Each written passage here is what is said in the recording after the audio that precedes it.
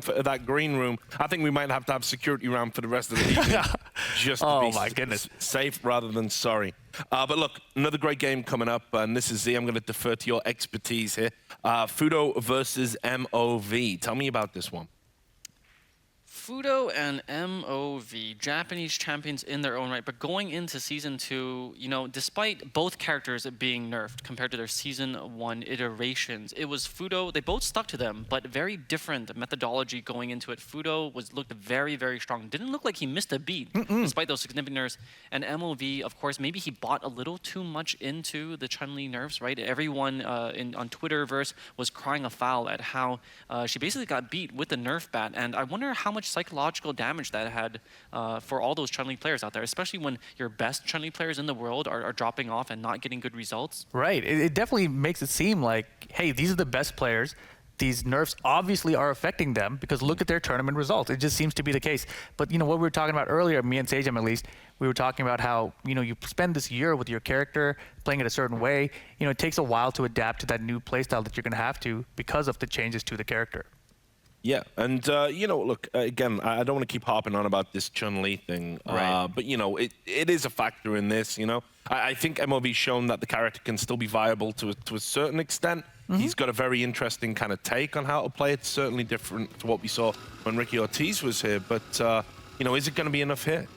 I don't think so. I actually think the nerf stick that Capcom used to hit Chun-li was actually Fuudo's Harry Potter wand. Just Wow. over and Wow. over and over until, you know, she wasn't a viable character anymore. Well, we're going to find out. MOV, of course, you know, I still have some faith in him. I still believe in Chun-Li, the character, in the season. I just think it might take a little bit of time. And MOV, he's had some great matches today. He just really hasn't put it all together into, like, solid sets. So I think we can do it. Yeah, so that's your prediction? I'm going to go with him because, you know, I didn't think Fuudo was going to lose earlier, but he lost earlier to Wolfkrone as well. So I think there's still some potential there for Chun to pull through. And Z? I like Fuudo. MOV needs to move on. Ricky has already done so. It is time to abandon Season 1 characters that are no longer viable in Season 2. You just got to believe, man. You just got to believe. Yep, playing on a home field advantage in the Hong Kong stage. Let's see if she can do some damage. One of the very few remaining Chun-li players before they go completely extinct on the tournament circuit is MOV. And he was largely regarded as the best in Season 1. A lot of the super technical stuff that only he was doing, had a great mastery of those instant air legs, which of course did get nerfed, and that was her main way of getting in. And a great punch, half life bar lead now to start things off. Wow, Lovely, great low profile. So when we say low profile, that means you do a move that creates your hurt box to go really low to the floor, making normal moves whiff. So that sort of drop kick from Mika, one of her primary tools for getting in, is going to just miss completely, allowing Chun-li to counterattack. And that time Fuudo setting up the throw bait. And corner is not where you want to be against Mika. There's the stun. And man, so many rounds today. I've seen Chun-li up significantly, and then a V-trigger gets activated, and boom, round lost. Rough start for MOV. But there's really no excuses there. I mean, if you look at the changes that Mika and Chun-li got, I wouldn't say they're, you know, even, but both did get nerfed. And just Fuudo, with that confidence, relying on his pure talent to make this character work in Season 2. Right, I mean, imagine, you know, if MOV had the second half of that round the same as the first half, he would have won substantially, right? So definitely doable here. Power driver. Great conversion here into the V-trigger off the standing heavy punch. Oh, wow. Came in with a splash, clipped him, and now has a great corner control. Getting activated.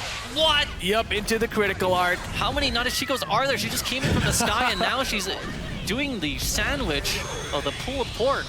The pulled pork sandwich right there? That's what I had for the last couple days. Like, look at how much red damage that did on Chun-li. Very nice there. Nadeshiko, maybe there's twins of her. Yeah, she's in and out quick, man. And of course, now these two players are teammates on the same team. You can see they have the same jersey, graphed, but Tokiwa so represented with that beautiful crane logo on MOV's jacket.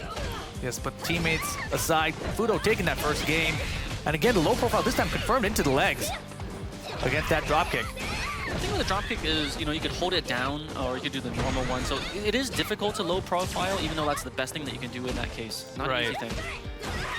And man, Fuudo just dominating. Puts her into the blender. Finally, that's been MOV's thing. Of course, whenever you face tremendous pressure, you want to get off me. Move, what? Yeah, get out of here. take Instead. out the trash with the giant swing. Round 2.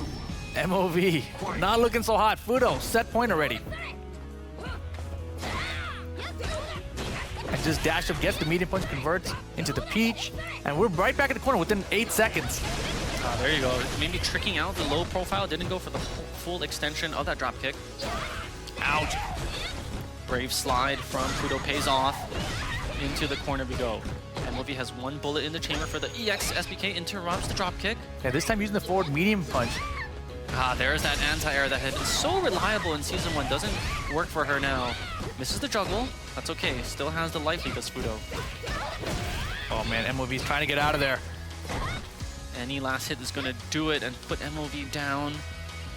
Yeah, MOV wants that fierce punch. He's gonna, if he hits the fierce punch, he actually might have enough meter for critical art. Oh! But so smart was Fuudo to come in from the sky, making sure that even if he did get hit, wouldn't lead to a full critical art conversion.